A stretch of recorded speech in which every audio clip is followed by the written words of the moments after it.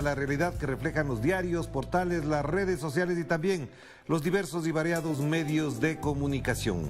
Vamos a pasar por las portadas y esta que es la noticia que ocupa a Europa, el resultado final de las elecciones presidenciales de Francia, la confrontación. Ahí pueden ver a Anne-Marie Le Pen con el señor Emmanuel Macron.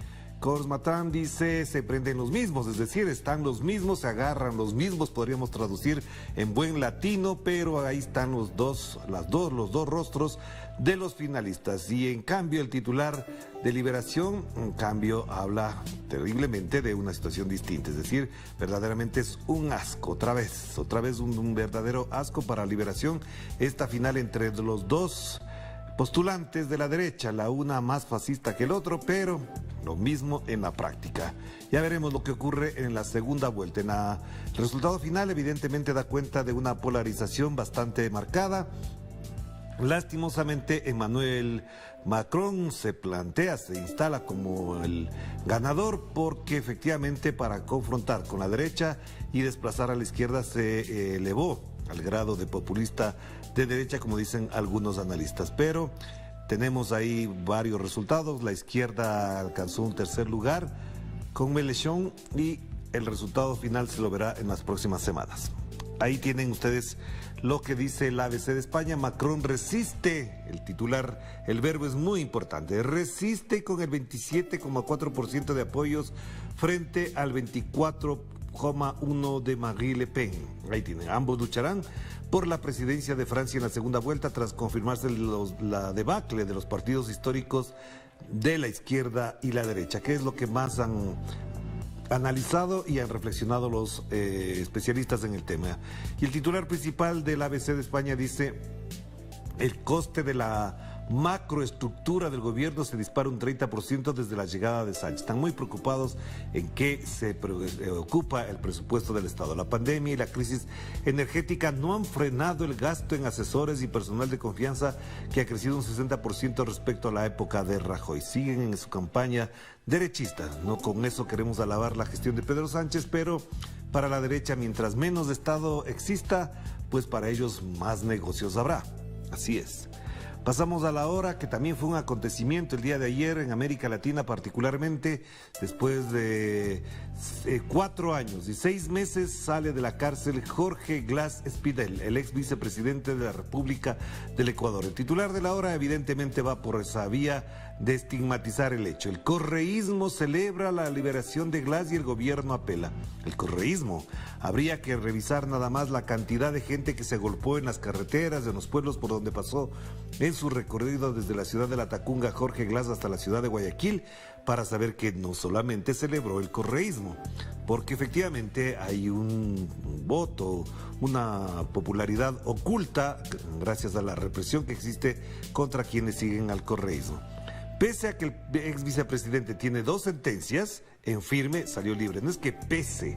Señores de La Hora, creo que además de ser anticorreístas, como siempre lo han dicho, que no lo han ocultado, hay que explicar e informar adecuadamente. No es que pese, es que porque tiene ya las 2 sentencias en firme y ha cumplido más del 50% de ellas, y además tiene medidas cautelares otorgadas por la CIDH, Jorge Glass no salió de la cárcel desde hace 1 año y pico. Y ahora, con un habeas corpus que le garantiza esa salida, pues ahí obtuvo la libertad. Y dicen los señores de La Hora: ayer dejó la cárcel de La Tacunga y fue recibido por un grupo de simpatizantes. El gobierno apeló el habeas corpus. Otra mentira más. No se puede apelar un habeas corpus. Señores de La Hora, por favor, informen adecuadamente. El habeas corpus no se puede apelar. Se pueden apelar otro tipo de cosas, pero lo que se apelan es los procedimientos utilizados para el otorgamiento del habeas corpus. Que el gobierno ayer tuvo que recurrir inmediatamente a todo su aparataje mediático para avalar su posición. Es decir, que no mete las manos en la justicia, pero ellos dicen en cambio que se metió en manos de la justicia gracias al pacto del correísmo con el gobierno, lo cual también es una barbaridad. Pero ya tendremos tiempo de analizar en los espacios informativos y de análisis de Telesur, en particular en clave política. Ahí lo estaremos analizando. Veamos en cambio el otro acontecimiento de América Latina que se destaca en la portada de Milenio de México. Votan 15,7 millones para que siga López Obrador en la presidencia. Lo que no se dice en el titular de Milenio, obviamente, es que el 91% de la población apoyó que siga en el cargo Andrés Manuel López Obrador. Ese habría sido el titular principal, pero claro, también es cierto que no fue a votar toda la población que está inscrita para este acto electoral, obviamente, pero lo que pasó es que de esos 15 millones, el 91% apoya que se mantenga en el cargo Andrés Manuel López Obrador, como ya lo hemos informado, y también en el segundo bloque lo estaremos informando ampliamente.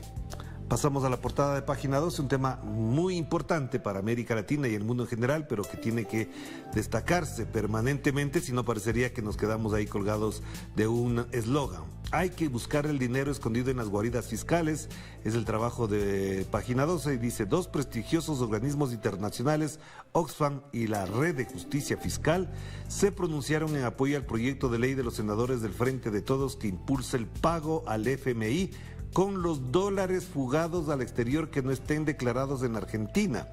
Quienes deben pagar la deuda son los dueños de las grandes riquezas, beneficiarios de la defraudación fiscal que ocurre en Argentina, que ocurre en Chile, que ocurre en Perú, que ocurre en Ecuador, en Colombia, en Brasil y también, por supuesto, en México y varios países de América Latina. Esto es lo que hay que destacar y hay que mantenerse en esa lógica de exigir que el dinero guardado en las guaridas fiscales, valga la redundancia, evidentemente tiene que ser el que se exponga para el pago de la deuda externa de cada uno de nuestros países. Y pasamos a la portada de Últimas Noticias de Venezuela. En este lunes 11 de abril del año 2022 se conmemoran 20 años del golpe de abril. Hoy el chavismo marcha en recuerdo del golpe contra Hugo Chávez en el año 2002, un acontecimiento que sabemos en qué terminó, pero que efectivamente no se puede olvidar. El próximo miércoles se realizarán un desfile cívico-militar en el Paseo de los Próceres en Caracas también.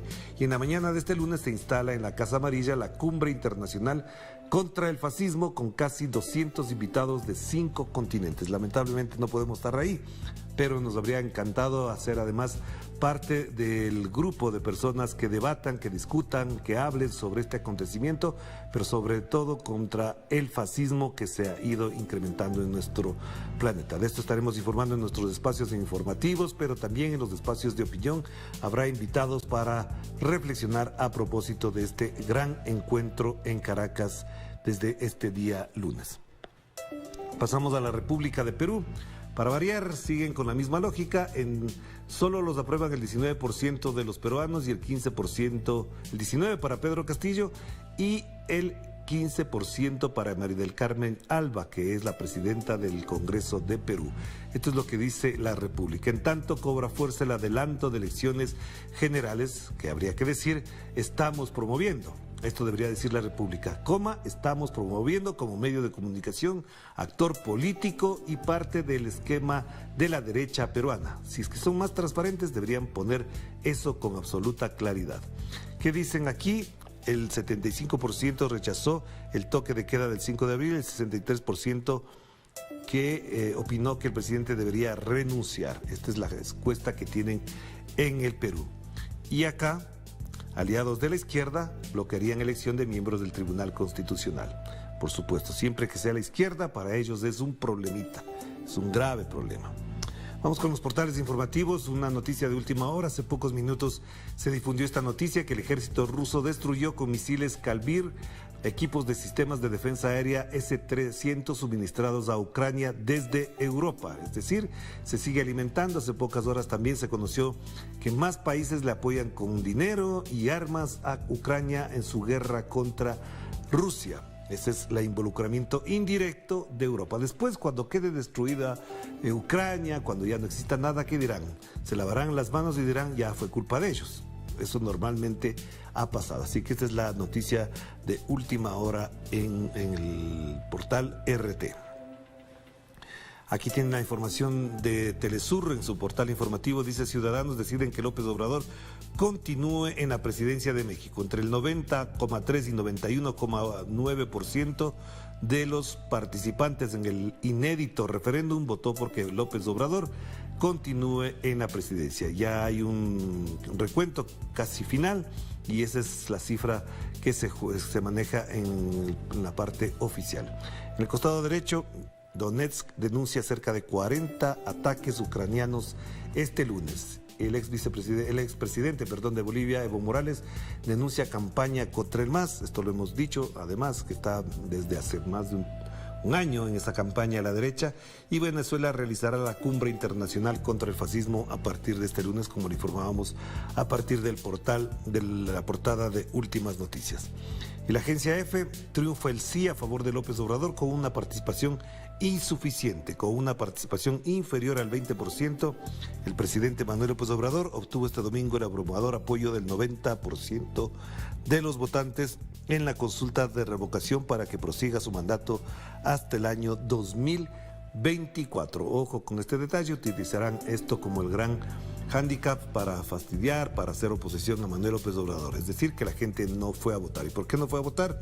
Pues lo hemos analizado también en los espacios. No había suficiente información, no era una votación que definiera el futuro de los mexicanos en alguna medida para su bienestar y por eso evidentemente la gente estuvo en otra cosa.